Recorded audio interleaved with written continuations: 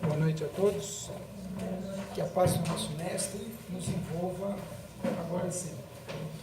O tema dessa noite é cuidado de si. Quem cortou o dedo alguma vez e a mamãe veio e assoprou? Lembram disso? Por que a gente precisa ter um cuidado sobre nós mesmos? E o Emmanuel, que é um espírito que nos traz bastante informação, ele cuida desse assunto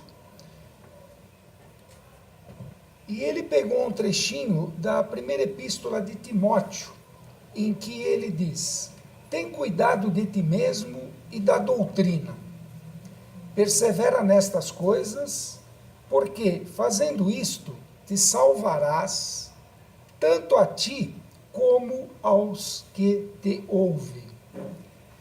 Então, como que nós vamos procurar entender isso? Tem cuidado de ti e da doutrina. A que doutrina que ele se referia? Obrigado. A que doutrina que ele se referia? Era o início do cristianismo. Então, Paulo, para aqueles que não conhecem a história, ele era um perseguidor de Jesus. E a partir de um instante em que ele tem uma visão, ele passa de perseguidor a defensor do Cristo. Então, o Paulo, ele ia atrás dos cristãos e mandava prender os cristãos. E a partir de um determinado instante, ele conversa com Jesus, né? E o Jesus fala para ele: por que me persegues? Me persegues porque persegue os cristãos. Aí ele, tendo essa visão, ele muda o seu ponto de vista e passa a ser um defensor. Então essa defesa é da doutrina. Mas aí a gente tem que abrir um pouco mais a nossa forma de observar os ensinamentos que nos foram trazidos pelos grandes profetas. E Paulo, Está funcionando? vocês estão me ouvindo? Mas é top? Oi? Está funcionando, está gravando. Ah, por isso que ele... Está certo. Então, quando nós lemos os ensinamentos bíblicos, os ensinamentos do Evangelho, os ensinamentos do Espiritismo, nós temos que abrir um pouco mais a visão. Então, quando ele fala cuidar de ti e da doutrina, doutrina é tudo aquilo que nos guia, é tudo aquilo que nos orienta. Então, se a gente começa a abrir um pouco mais essa visão, nós vamos ver que os nossos pais são os nossos doutrinadores, não são? Não são eles que nos orientam? Os nossos cuidadores, os nossos avós, os nossos governantes, eles que nos orientam, nos dão as diretrizes para que a gente siga. E aí ele continua: persevera nestas coisas. Que coisas? O cuidar de si, porque se nós não nos cuidarmos, quem que vai cuidar da gente? Quem quer morrer aqui? Todo mundo morre, evidentemente, mas quem quer morrer agora? Ninguém, evidentemente. Então, por que a gente tem que cuidar de si? Para não morrer agora, porque a gente tem um compromisso, a gente tem algo a ser feito dentro desse contexto, né? Desde o nosso nascimento, a nossa vida e o nosso desencarne. Então ele diz que, perseverando nestas coisas e fazendo isso, te salvarás. O que é esse salvar? Se todos vão morrer, em que nós seremos salvos? Já pensaram nisso? Tem muitas religiões que prometem a salvação, né? Faz isso, faz aquilo que você será salvo. Salvo do quê? Então essa salvação é da nossa ignorância, do nosso desconhecimento, do nosso desespero, da nossa falta de vontade de querer fazer as coisas. Então, quando a gente está perdido na nossa orientação, quando nós estamos desnorteados, nós estamos tremendamente sem caminho, sem rumo, e a gente está perdido, a gente precisa se salvar, a gente precisa receber uma boia, igual aquele indivíduo, né, que está no meio do rio se afogando, a gente joga uma boia para ele, e ele agarrando a boia, o que ele vai fazer? Ele vai se salvar. Então a nossa ignorância, o nosso desconhecimento de como as coisas acontecem dentro desse contexto, desde o nosso nascimento, a nossa vida e a nossa morte, nós entendendo esse processo, sem se revoltar contra esse processo, nós estamos nos salvando das nossas próprias angústias, das nossas próprias dificuldades, da nossa própria falta de entendimento. Então nós nos salvaremos, tanto a nós mesmos, quanto aqueles que te ouvem. E aqui é uma coisa bastante séria, esse ouvir. Hoje vocês estão me ouvindo aqui, sim ou não? Sim. Imagine se eu falo uma asneira para vocês. O que vocês vão fazer com essa asneira? Vão pegar e falar, olha, eu fui lá no centro e o Norberto falou uma asneira. O que o Norberto falou? Ah, o Corinthians vai ser campeão. É verdade ou é asneira? Então, aquilo que nós passamos para frente vai afetar aqueles que nos ouvem. Então, se nós transmitirmos para os outros a nossa desesperança, a nossa angústia, o que vai acontecer com aquele que está nos ouvindo? Vai absorver esses mesmos problemas. Então, aí é a hora de nós ligarmos uma coisinha, né, que eu falo, né? A gente tem que colocar aqui 2 tapa-ouvidos que chama-se asneirol. Então, quando a gente ouve a asneira, a gente filtra e não passa para frente. A gente tem que aprender a absorver o problema, trabalhar com esse problema, porque resolvendo o problema a gente desenvolve a nossa inteligência e não transfere esse problema para os outros. Então, quando nós não perseveramos, ele fala, né? Persevera nestas coisas. Que coisas? O se cuidar e o cuidar da ordem, que é a própria doutrina. Então, por que cuidar-se? Por que nós deveremos nos cuidar? Todos já passaram por essa situação? Sim ou não? Sim. Todos nascemos pequenininhos, né? E quando nós nascemos, quem que cuidava da gente? A nossa mãe, o nosso pai, os nossos avós, aqueles que perderam a mãe, os cuidadores. Então, por que nós temos que ter cuidado? Por que as pessoas cuidam de nós?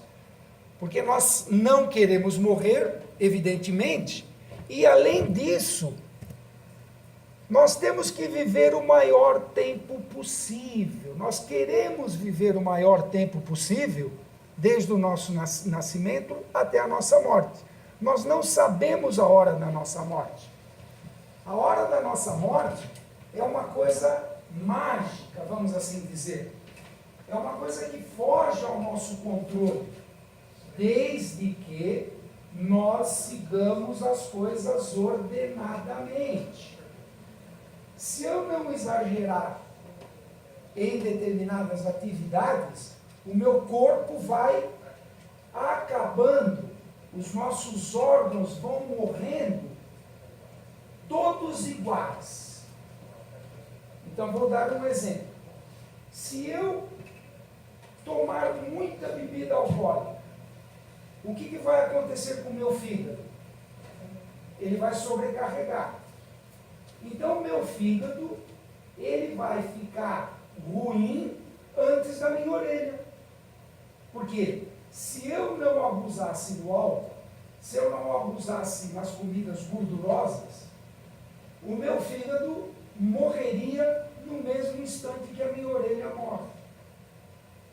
porque nós somos feitos para ter a mesma durabilidade. Os nossos órgãos foram desenvolvidos ao longo do nosso processo evolutivo para falirem no mesmo instante.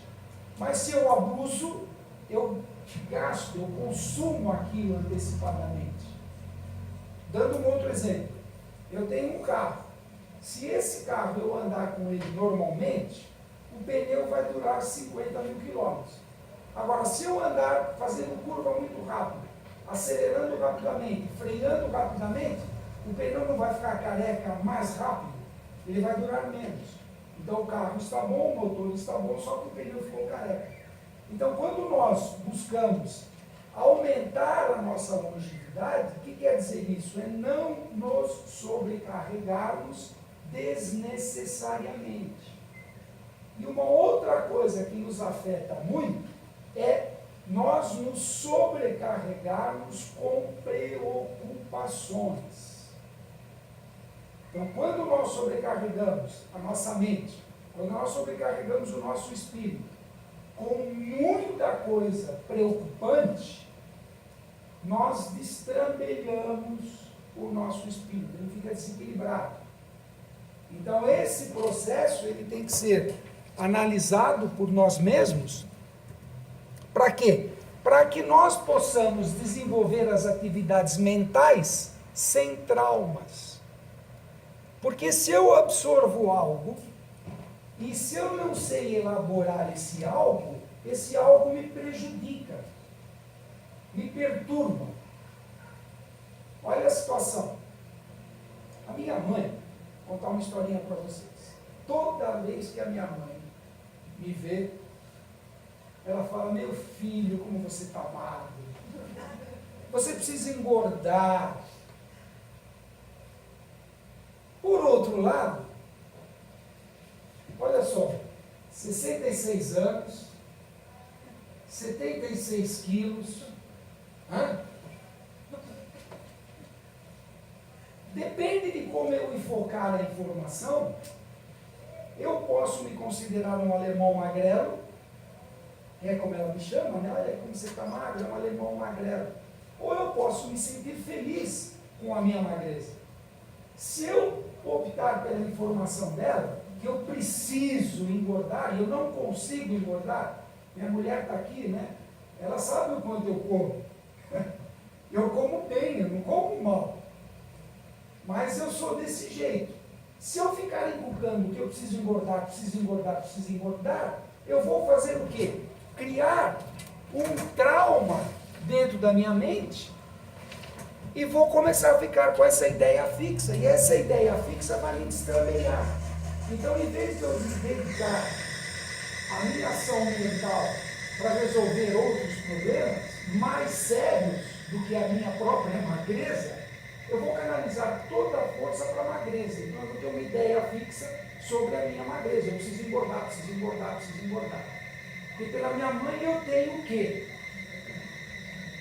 Então é isso que nós colocamos como desenvolver atividades mentais sem traumas.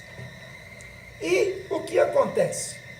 Desde quando nós nascemos pequenininhos, sem conhecimento, o que vai acontecendo a cada dia que passa? Eu tenho que viver o maior tempo possível. Dentro desse maior tempo possível, eu tenho o quê? Eu tenho uma missão a ser cumprida. Essa missão, o que é? É nós desenvolvermos a nossa inteligência. A missão do Espírito, ele foi criado por Deus, não sabemos como, mas nós somos criados, simples e ignorantes.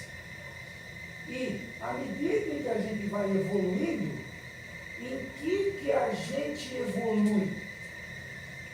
Em conhecimento.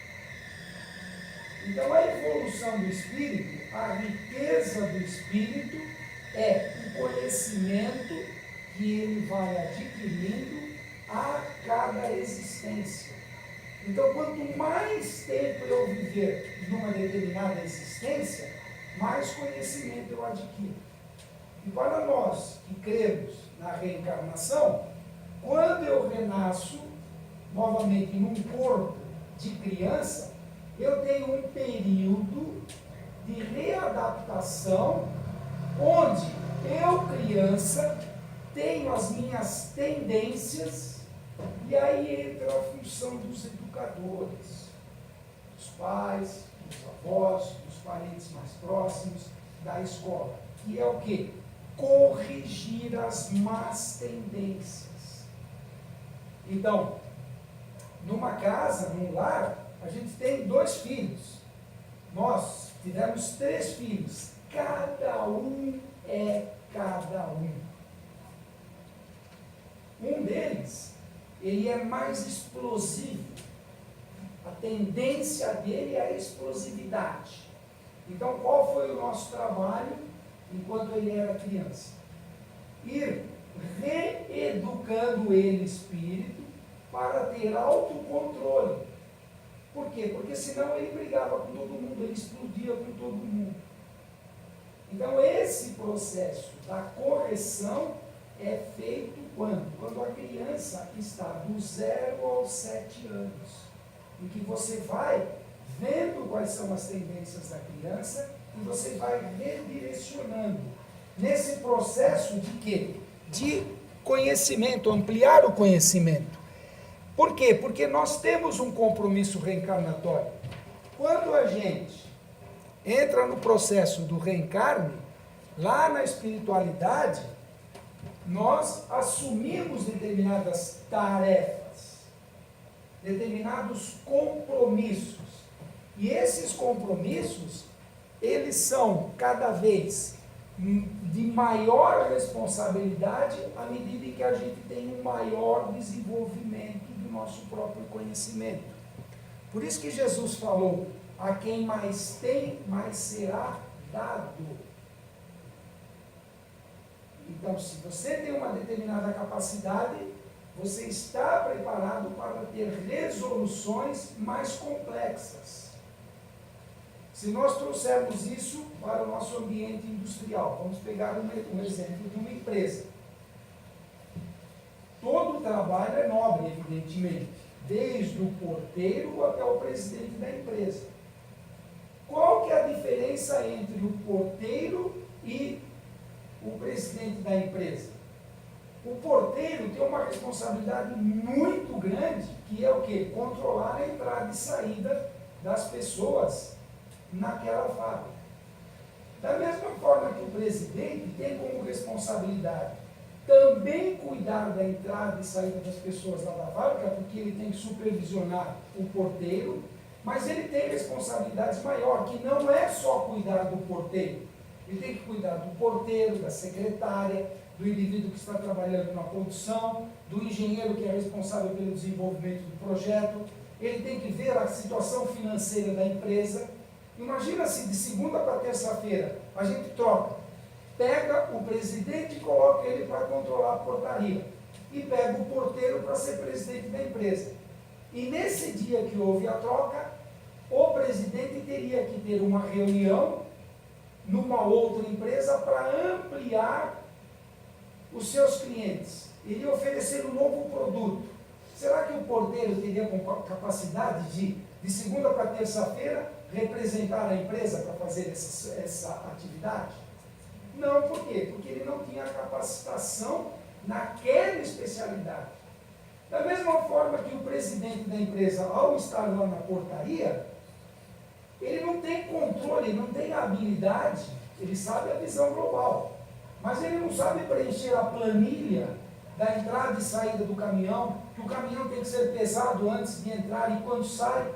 Por quê? Porque se o peso não consta da entrada e não consta da saída, pode ser que haja roubo de mercadoria. Então o presidente se preocupa, não pode ser roubada a mercadoria da empresa. Como vai ser feito isso? Tem um responsável para aquilo. Quando aquele porteiro foi contratado, alguém o instruiu, olha, o caminhão entra, tem que pesar, olhar se não está trazendo material estranho à nossa produção. Quando o caminhão for embora, tem que pesar novamente. Se ele tirou da fábrica 1000 quilos, tem que estar constando lá. Então ele entrou na balança, o caminhão pesando 5.000 quilos, sai com 6.000. Por quê? 1.000 quilos é de mercadoria. Agora ele tem que verificar se em vez de sair com 6.000 quilos, se saiu com 8. É porque estão roubando 2 toneladas de mercadoria. Então, esse processo da especialização das funções é em função da capacidade. O presidente tem uma abrangência maior, mas o porteiro também tem o seu valor dentro da especificidade daquilo que ele está fazendo. Então, esses compromissos reencarnatórios, eles fazem parte de todo o processo. E aí vem o grande questionamento, né? Para que tudo isso? Como que eu vou viver mais? Como que eu vou cuidar das doutrinas? E aí a gente vai verificar que tudo e em tudo tem que haver o quê? Um equilíbrio. Então, se eu tenho a minha mente é onde o espírito processa as informações que ele recebe. Quando nós virmos alguma coisa, eu posso me sensibilizar com aquela coisa ou não.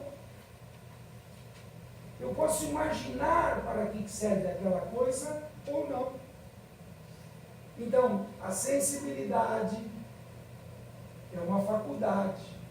É algo que nós, como espíritos, temos dentro da gente e faz parte da nossa mente. Então, sensibilidade, razão, força de vontade, livre-arbítrio, perseverança, imaginação, discernimento, percepção, todo esse departamento é espiritual, faz parte da mente do espírito. Então, se eu tenho a mente equilibrada, como eu tenho que viver o máximo de tempo possível, eu vou buscar ter um corpo equilibrado.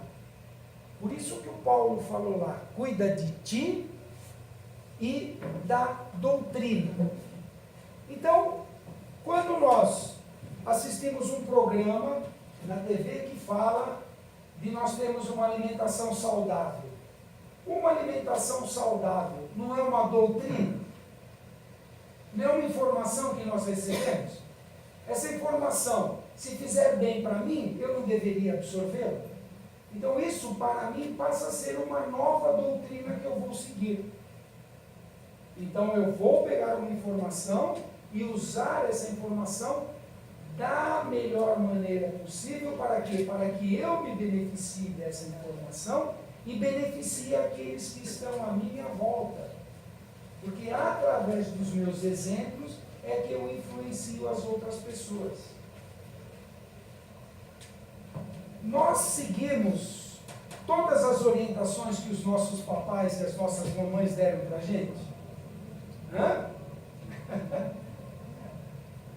Muitas vezes nós não decidimos por nossa própria conta, porque nós temos uma faculdade chamada livre-arbítrio. Então, esse equilíbrio mente-corpo é para quê? Para que a gente tenha uma ação e reação adequada. Vivencio aquela situação, não me rebelo contra essa situação. Se eu não me rebelo, eu tenho o meu sistema fisiológico, os meus aparelhos, os meus órgãos funcionam perfeitamente e eu vivo equilibradamente. E aí a gente avança para um outro departamento, que é para o departamento funcional do espírito. Nós, como espíritos, fazemos unicamente o quê?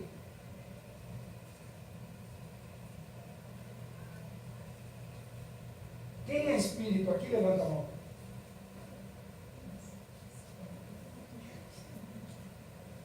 Todos somos espíritos, sim ou não? Sim. Não temos uma alma? Hã? A nossa alma é o espírito encarnado. Então, qual é a única coisa que nós, como alma encarnada, ou espírito encarnado, ou como espírito, fazemos.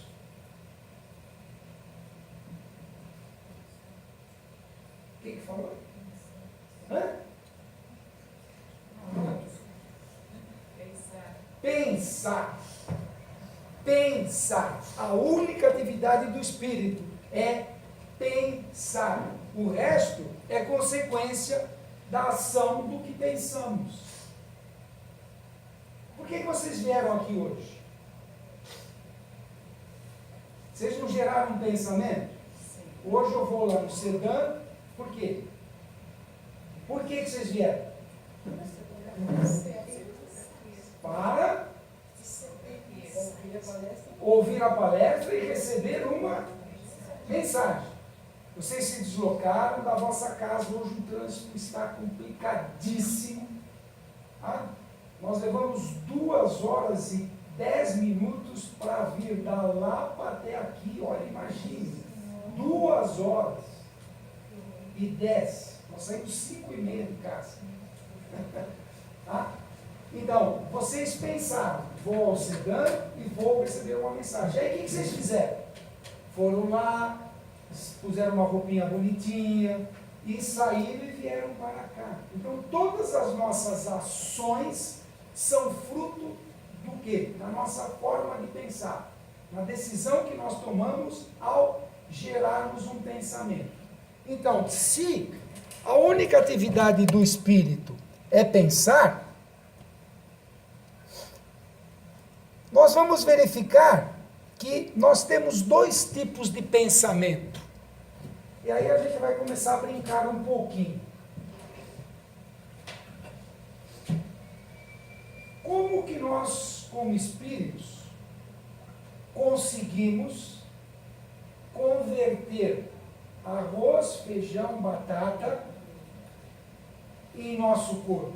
Vocês já pensaram nisso? O que nós somos? Quando vocês olham esse loiro alto e olhos azuis, vocês estão olhando 77 quilos de arroz, feijão, batata, que foi convertida em Norberto. Vocês se preocupam como isso é feito? É feito automaticamente. Só que nós, como espíritos, temos uma atividade que nós chamamos de pensamento das atividades automáticas, que faz esse processo sem que nós nos preocupemos especificamente com esse processo.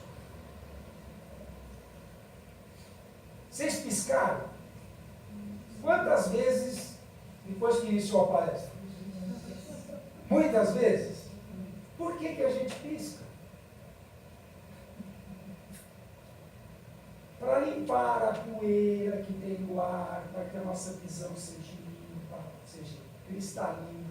Então, esse processo, esse ato de piscar, é uma ação do pensamento das atividades automáticas. O espírito dedica uma parte da energia que ele absorve para essa função. Quando nós comemos, nós estamos preocupados com a digestão? O estômago não fica lá triturando a comida, a gente mastiga, saliva.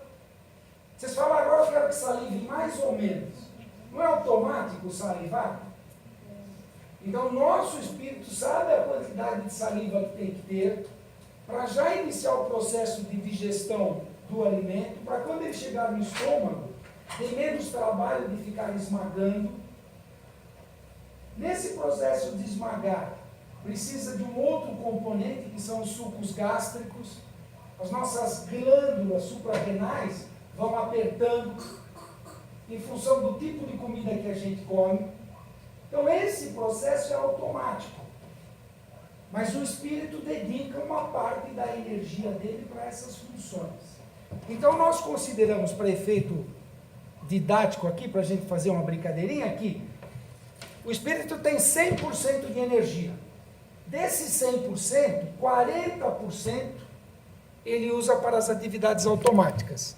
E 60% da outra energia que ele tem, dos 100%, ele dedica para quê? Para o pensamento das atividades não automáticas. O que vem a ser isso? As atividades não automáticas são todas aquelas atividades em que nós decidimos. Vocês não decidiram vir aqui? Para nós virmos aqui, para esse processo de decisão, nós gastamos 60% da energia. Essa relação é mais ou menos correta em função dos estudos que a gente fez. Então, olha só, estou fazendo digestão, meu cabelo está crescendo, eu estou ficando mais velho, estou transpirando. Estou fazendo a digestão, estou respirando, estou piscando. As minhas células estão morrendo e nascendo continuamente. Para isso, eu gastei só 40% da energia. Para decidir vir aqui, 60%. Então, olha a importância dos processos decisórios. E quando a gente tem dificuldade para decidir, fica mais fácil ou mais complicado? Mais complicado. Então, aí o que acontece? Esse 60%, em vez de 60%, eu vou gastar 80%. Se eu gasto 80 aqui, de onde eu tenho que tirar 20? Daqui. Se eu tiro 20 das atividades automáticas e jogo para cá, para decidir, o que vai acontecer com o meu processo de automatismo? Vai falhar. Então, meu estômago não vai produzir a quantidade de suco gástrico necessário. Aí, quando eu comer preocupado, não vai me dar dor de estômago? Por isso que às vezes fala quando o emocional não aguenta, estoura no físico. Exatamente. Quando o emocional está destrambelhado, desequilibrado, afeta o físico.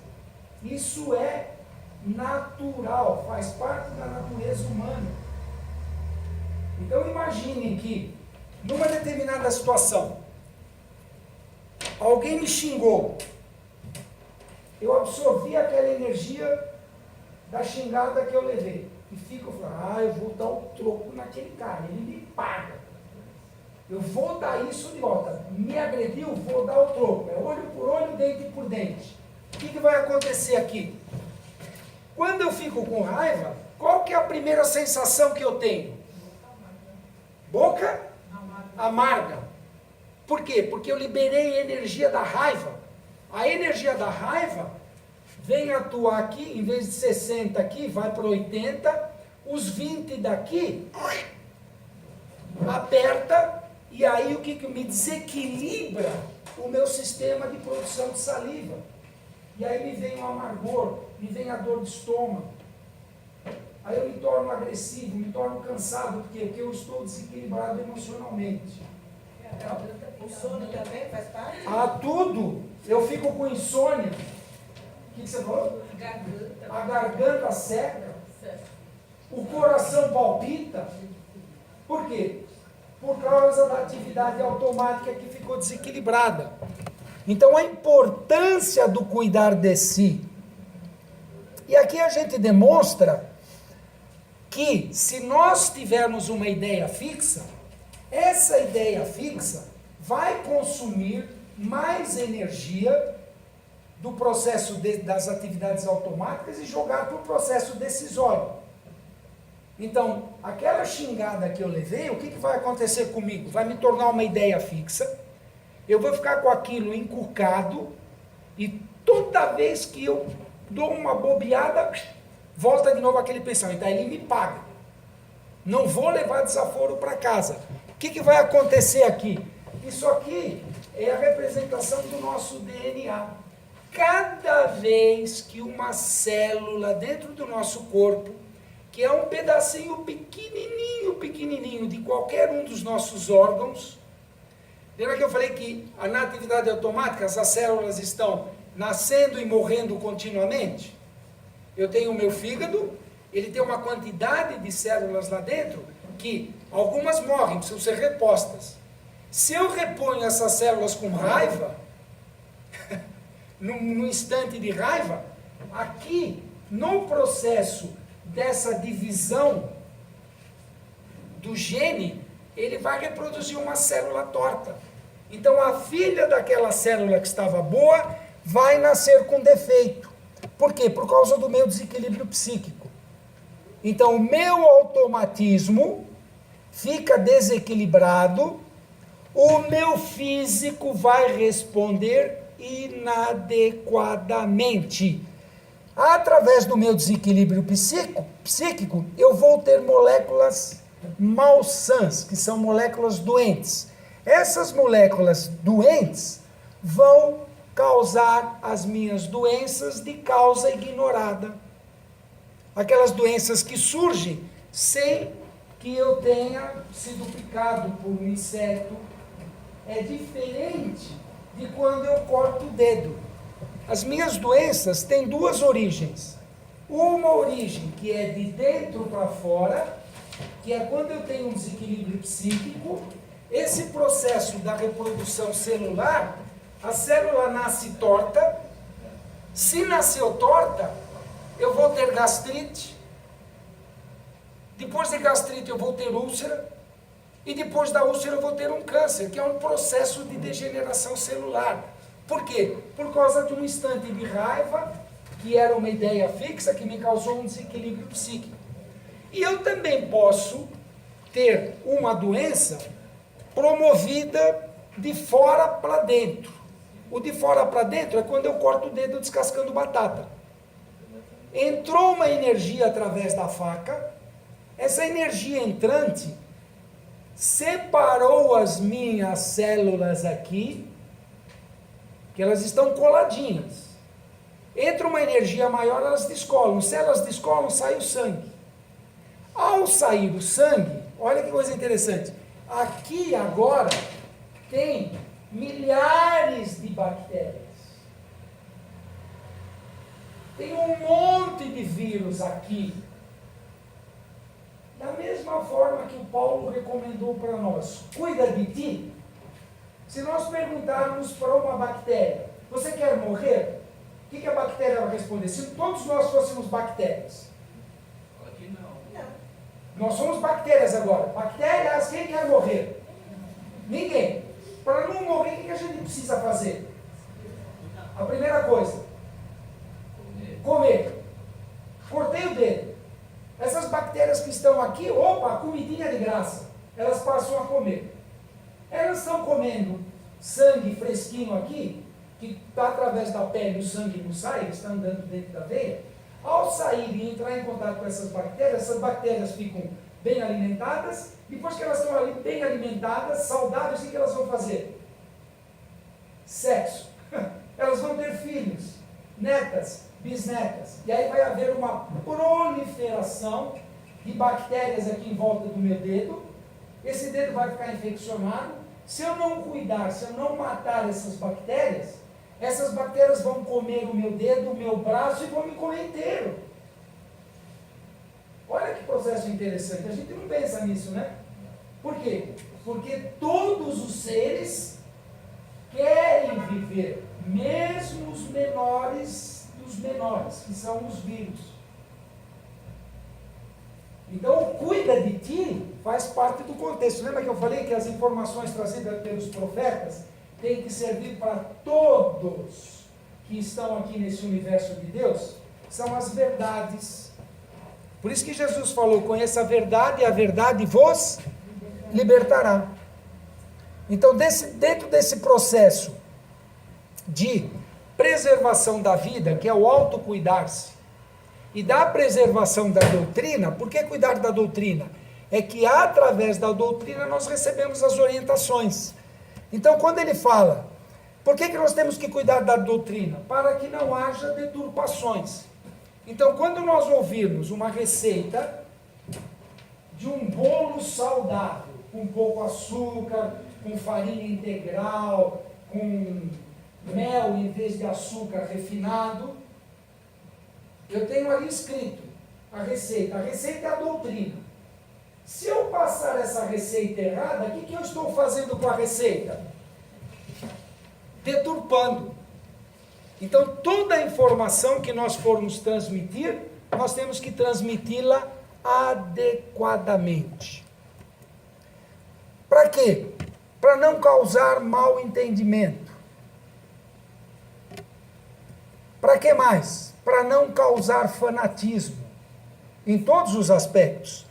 Então, esse cuidar da doutrina é, quando nós nos tornamos fanáticos, nós achamos que nós somos o quê? Os donos da verdade. Aí onde eu vou, eu falo, você precisa comer esse bolo que eu trouxe a receita. Mas eu não gosto desse bolo. Não, mas você tem que. Aí você vai na casa de uma outra amiga, você tem que experimentar esse meu bolo. Mas eu não quero esse bolo. Não, mas você tem que. Aí você passa a ser um chato. Passa a ser um fanático. Por isso que o corintiano não se dá com o palmeirense. Porque ambos são fanáticos. Tem que gostar de futebol, independente da camisa. E como que vieram essas informações? As doutrinas, como que elas vieram? As doutrinas, elas vêm como uma informação. Se essa informação ela é muito forte, ela cria um grande número de adeptos. Esse grande número de adeptos vão formar o quê? As seitas e as religiões. Então, a primeira grande quantidade de informação que chegou através do quê? De Moisés.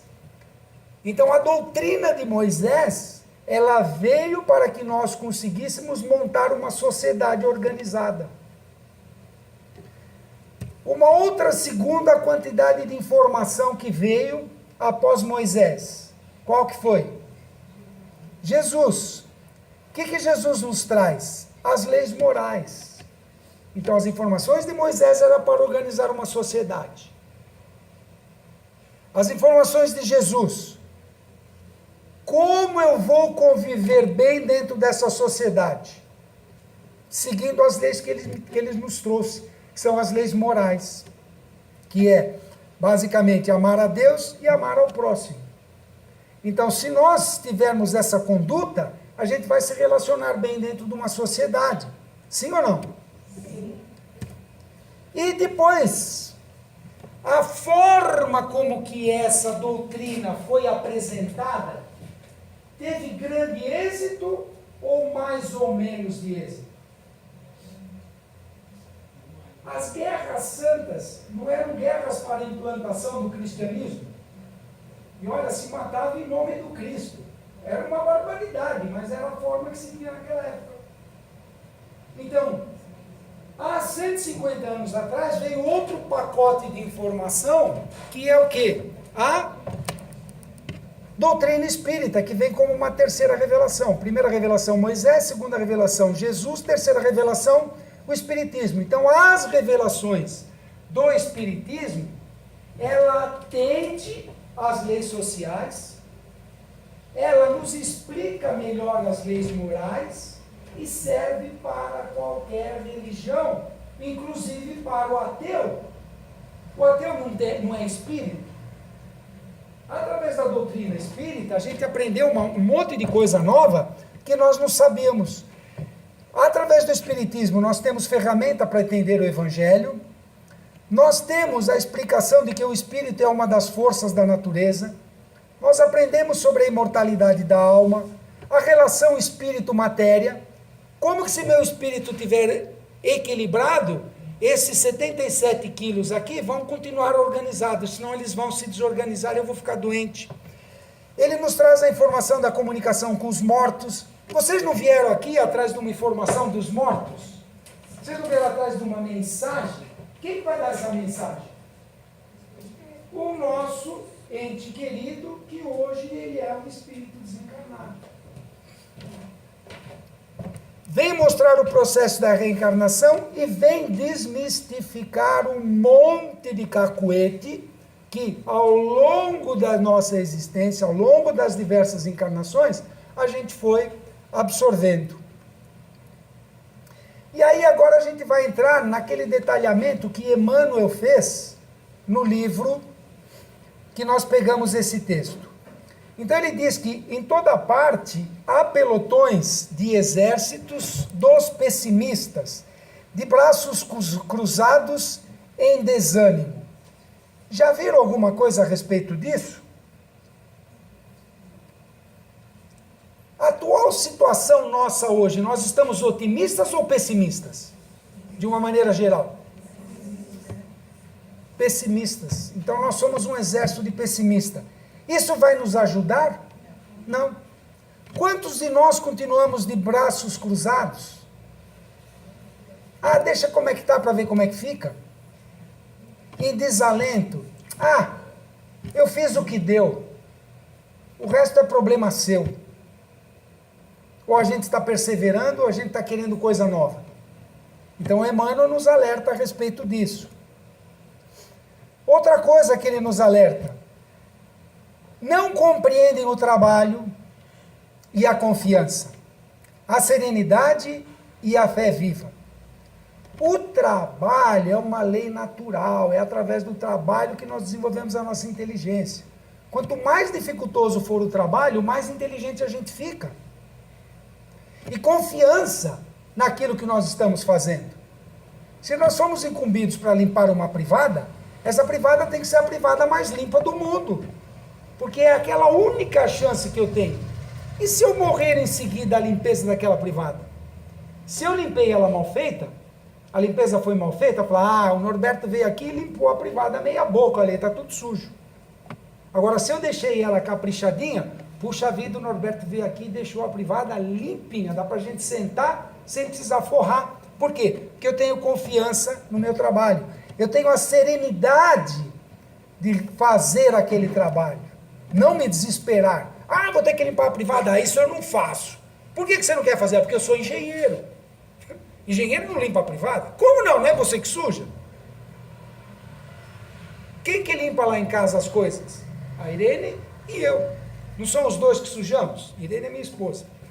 Não são os dois que sujamos? Os dois que limpamos. E a fé viva. O que é a fé viva? É estar sempre lá. Ter coragem nas nossas convicções. Costumam adotar frases de grande efeito, condenando situações e criaturas. O que está acontecendo aqui quando a gente pega um jornal hoje? Não é só crítica, crítica, crítica. Não tem um monte de frases de efeito lá? Adianta eu ficar falando, gastando energia em falar em vez de fazer? Olha a diferença. Eu gasto muita energia com a língua e pouca energia com os braços. Porque são meus braços que realizam as coisas. Não é a minha língua. A língua só serve para passar comida para baixo, ou para fazer fofoca, ou para ser maledicente. Então, condenamos situações e criaturas. Só que cada situação é fruto da ação de quem provocou aquela situação. E se aquela criatura provocou aquilo, era a capacidade que ela tinha de provocar, ela não podia fazer melhor. Porque se nós estivéssemos na condição dela, nós faríamos exatamente igual a ela. Só que a gente critica de uma situação superior. Ah, olha a asneira que você fez. Não, não é asneira. A capacidade dele era para fazer aquilo. E a gente se revolta com essas situações, né? E aí tem mais uma outra coisinha, que é o quê? Às vezes, esses soldados negativos são pessoas que assumiram responsabilidades. Olha o palavreado de Emmanuel. O soldado, qual que é a função do soldado? Não é zelar pelo bem das coisas? Não é zelar pelo bem da sociedade? Então, esses soldados negativos, por quê? Porque são maledicentes, são pessoas que assumiram responsabilidade de orientar. O nosso chefe, ele não nos orienta para fazer o serviço assim, assado, desse jeito. Nós não orientamos os nossos filhos. Nós não somos orientados pelas leis. Então, se nós descumprimos isso, teremos consequências, evidentemente. E aí, uma outra situação, todavia, embora a importância de suas atribuições, permanecem enganados. Quem que é dono da verdade?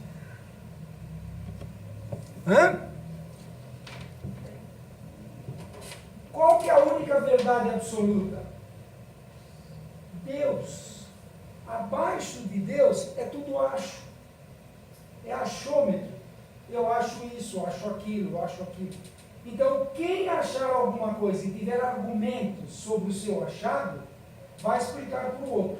Se o outro concordar, dois acham a mesma coisa. E assim vai. Então, quando nós achamos, e o nosso achado eu tenho um argumento para defender, eu vou criar seguidores. Eu vou criar discípulos. Eu vou criar crentes na ideia que eu concebi. Olha a importância que ele falou lá no início. Persevera nessas duas coisinhas que é o cuidar de ti e das leis. Porque você vai influenciar a si e aqueles que estão na sua volta. Olha a sabedoria de Emmanuel. Porque muitas vezes nós estamos enganados e queremos impor a nossa ideia goela abaixo do outro. Quantas vezes já fizeram isso com a gente? E a gente fica tranquilo quando alguém quer meter as coisas goela abaixo? Não, né? Mas as dificuldades terrestres efetivamente são enormes. Quem nunca passou por um problema? Uma enchente é um problema? Um dos problemas. Quando nós nos deparamos com uma enchente, o que a gente tem que fazer? Buscar soluções para evitar a enchente. A gente não vai evitar a chuva, mas se eu prover a cidade de um sistema adequado de drenagem, vai ter enchente. Então aqueles soldados que tinham missões, falharam nas suas missões. Por quê?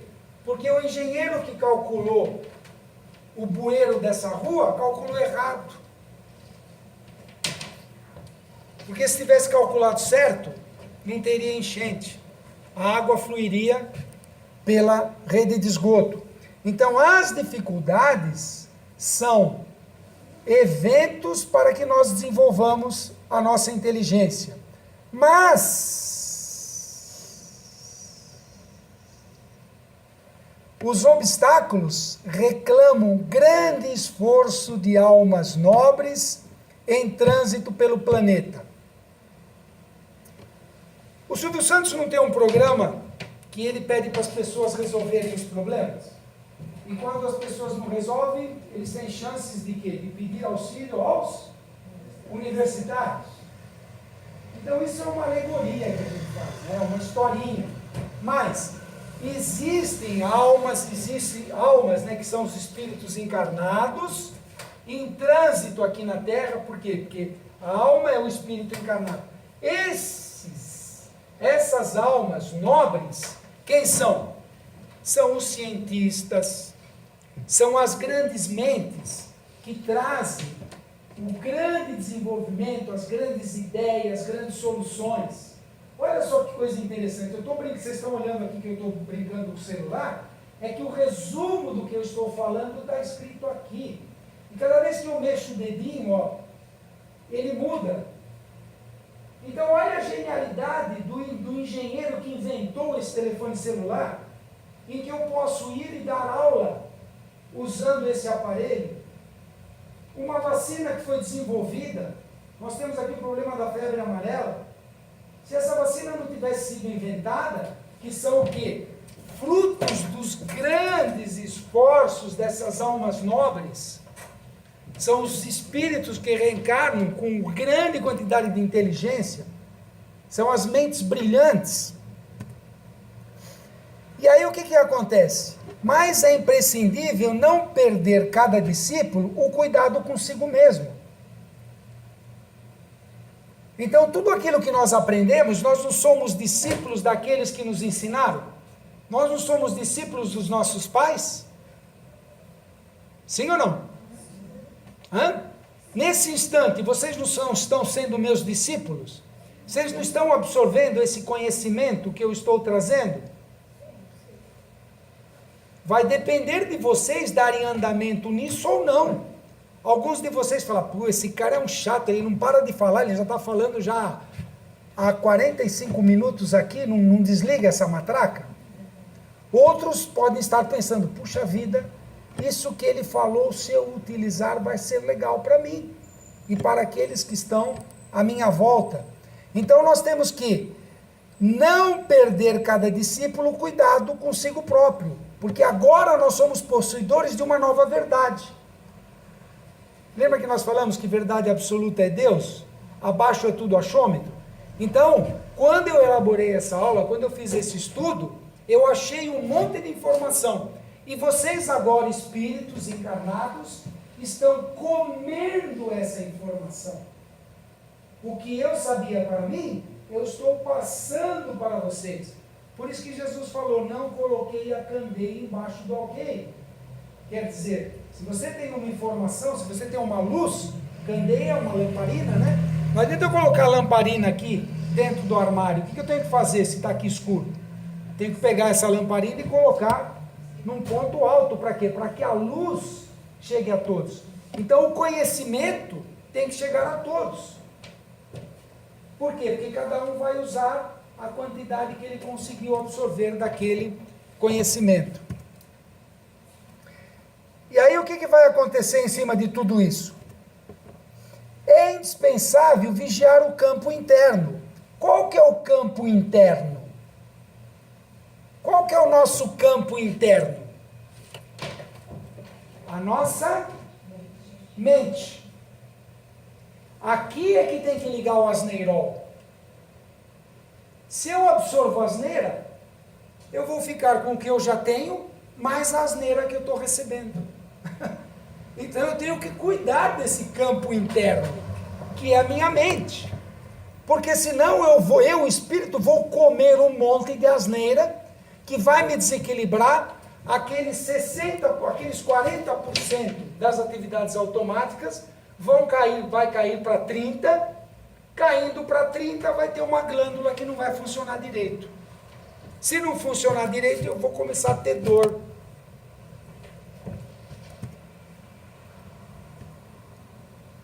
E ele diz também para nós valorizarmos as disciplinas e aceitá-las. O que são as disciplinas? São as leis que nós temos que seguir. As leis dos homens e as leis de Deus, as leis naturais. As leis dos homens, elas podem ser mutáveis. Os nossos ilustríssimos juízes não estão mudando a lei agora? Mas eles conseguem mudar a lei de Deus? Eles conseguem mudar a lei de causa e efeito? Não. Então nós temos que nos adequar, nos encaixar, valorizar as disciplinas e aceitá-las. Por quê? Porque se nós estamos no Brasil, tem que aceitar as leis do Brasil. Agora, se nós, na grande maioria, não concordarmos com a lei, o que nós temos que fazer? Reivindicar pela mudança da lei. Por isso que a gente elege os nossos representantes. Mas, devemos fazer o quê? Examinar as necessidades do nosso coração. Examinar as necessidades do coração é fazer uma análise profunda de tudo aquilo que está acontecendo comigo. Fazer uma análise de como eu estou agindo e reagindo. Agindo é quando eu tenho uma atitude proativa. Eu faço algo para evitar algo pior. Então eu tenho uma ação proativa. Ou eu só reajo. O reagir, o que é? Face a cada situação, eu pulo para cá, pulo para lá, pulo para cá, pulo para lá. Então nós temos que deixar com que o nosso coração haja para que nós possamos selecionar aquele assunto específico onde eu vou dedicar toda a minha energia. E aí o que vai acontecer? Eu tenho encruzilhadas nesse processo decisivo, nesse processo decisório.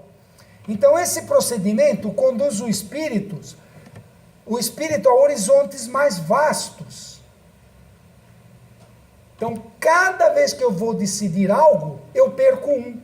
Se eu tenho duas alternativas, e só posso escolher uma, eu não perdi uma. Mas aquela que eu adotei, eu sigo em frente. Eu persevero naquilo. Meu coração me manda seguir aquele caminho. Efetuando imensa amplitude de compreensão, dentro da qual abrigamos no íntimo o santo respeito por todos os círculos evolutivos. Olha a profundidade da mensagem de Emmanuel. Abrigamos no íntimo santo respeito por todos os círculos evolutivos. Aquele nosso vizinho chato, ele não faz parte de um ciclo evolutivo? Ele é chato por quê? Porque ele ainda não evoluiu o suficiente. O que eu vou fazer? Vou estrangular meu vizinho? Mas devo estrangulá-lo? Lembra que eu fiz a pergunta, quem quer morrer? Ele também não quer morrer. Então, se você for estrangulá-la, você vai ser apenado. Porque se ele tinha que viver 80 anos para cumprir a missão dele, a tarefa dele, e você interrompeu essa missão, você vai ter que se acertar com Deus. O acertar com Deus é assumir a culpa do ato cometido em que você transgrediu uma lei natural, e aí você terá consequências dessa sua ação. Aqui na Terra, você vai presa, vai ficar na cadeia não sei quanto tempo. Isso se não tiver um bom advogado, né? Se tiver, a coisa até escapa. Mas, dentro da lei natural, dentro da lei de Deus, haverá uma consequência desse teu ato. Então, muito provavelmente, essa pessoa que você matou, numa próxima encarnação, estamos aqui no terreno das hipóteses, poderá vir a ser um filho seu. E esse filho vai nascer com uma deficiência. Se você estrangulou ele vai ter problema de fala, ele não vai conseguir falar. E você, como mãe, vai ter que desenvolver um vocabulário próprio para poder entender aquela criança com amor. Essa é a lei de ação e reação, não é castigo. Não é castigo para aquele indivíduo que foi estrangulado. Quando você estrangulou, você lesionou fisicamente ele e perispiritualmente ele.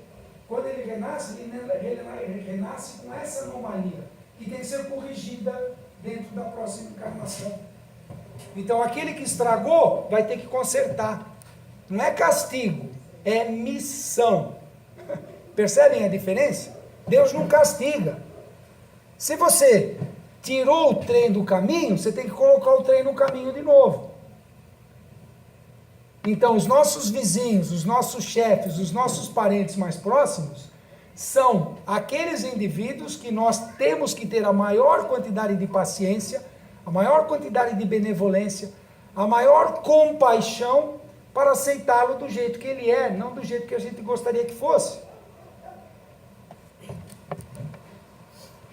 E aí o que vai acontecer? Nós vamos dilatando assim o patrimônio da esperança construtiva do otimismo renovador. Então nós vamos reciclar todo o nosso conhecimento, tudo aquilo que a gente tinha de errado dentro de nós. Quando nós reencarnamos, nós reciclamos as nossas informações. E aí o que vai acontecer? Ter cuidado consigo mesmo é trabalhar na salvação própria.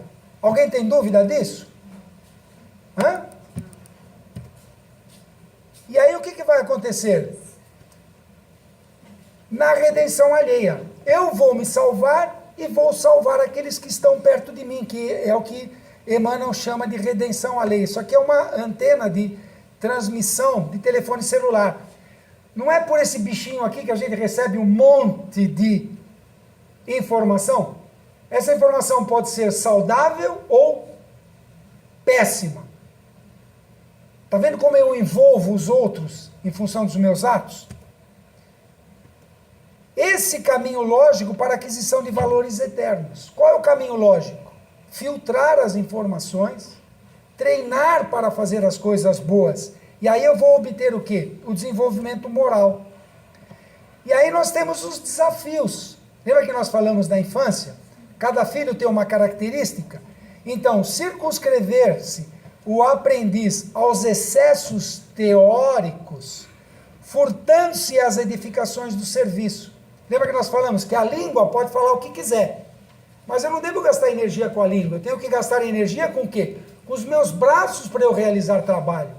Essa realização do trabalho vai servir de exemplo para o meu próximo. E aí nós não vamos fazer o quê? Se eu não colocar o meu trabalho em ação, eu vou descansar nas margens desse trabalho.